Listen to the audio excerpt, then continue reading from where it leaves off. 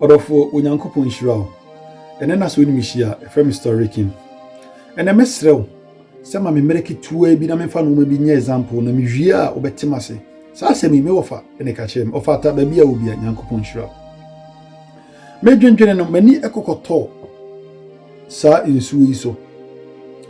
Na mani to nsuo ne so enye nsuo ni mom na mom roba no enu nti ema mi twa kakra bi. Se me de be example ama yahwe.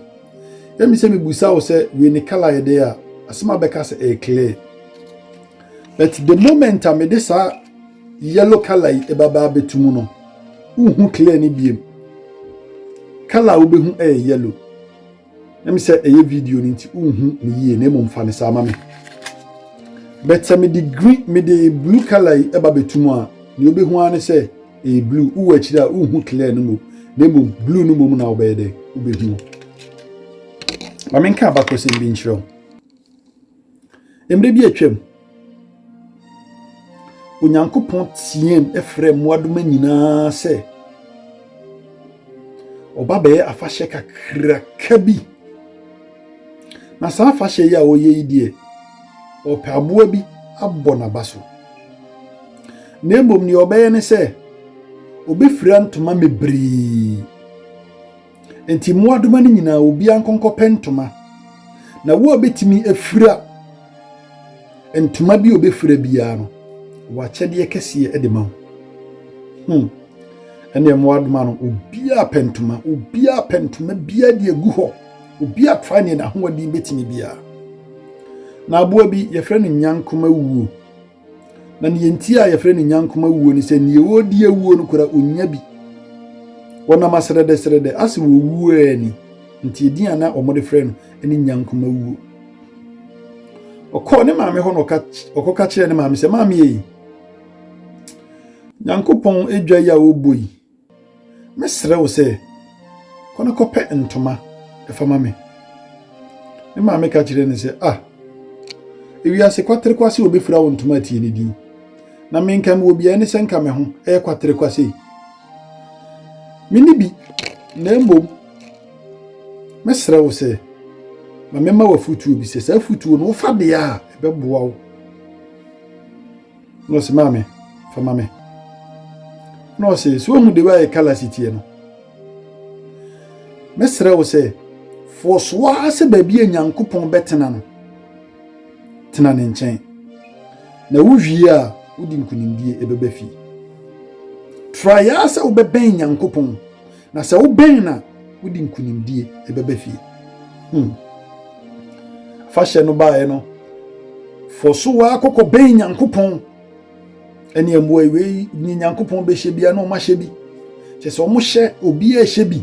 Edu bia na ebinuma anya bi. Betenam sɛ wo bɛn Nyankopon a Nyankoma wuo. Ne kala ti sɛ ni nti.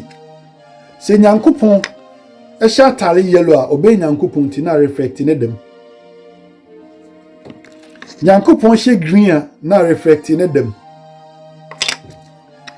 Nyankopon ɛhyɛ blue a na reflect ne dem. Enti moadoma ne nyina adwene ho no ɔmo nte ase. Abro Nyankopon wie no. Wo Nyankopon di n'ani fa mu no. Na kyɛ sɛ mboa no obi ni ho a wotimi efira ne ntoma ne bi.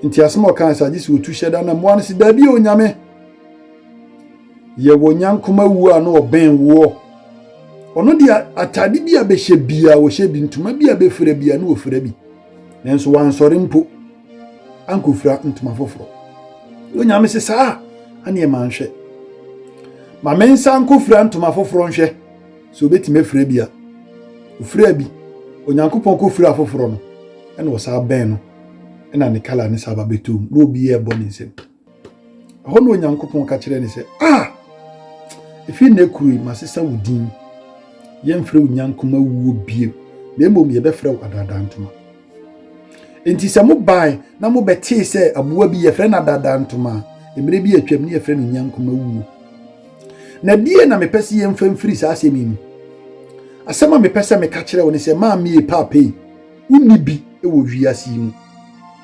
wabrabɔ no enkoyie bet se wo de ho ebɛn Nyankopon a udin bɛsesa